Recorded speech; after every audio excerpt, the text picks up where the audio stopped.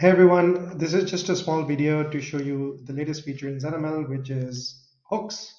So what are hooks? Hooks are basically just a way to perform an action after a step's execution has finished. So you can do a hook on failure or on success, and it's really very simple to define a hook. You can just put it in the decorator in the on failure and on success flags. Now, a hook can be defined on the step level or on the pipeline level, and it can optionally accept these three parameters: the context, so you can get the step name and the pipeline run name, the params, which are the parameters passed to your step, and an exception. If a test fails, then you would like to know what the exception was. In order to show you a little quick demo, I've set up an example here. You can see this is two types of pipelines.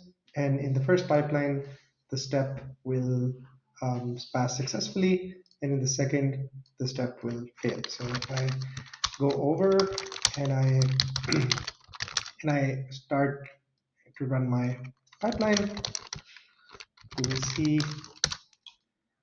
that it's quite easy. So you can see that one of the steps failed. If I go over to Slack, you can see that there are new notifications. So in this particular case, I've hooked it up to our alerter.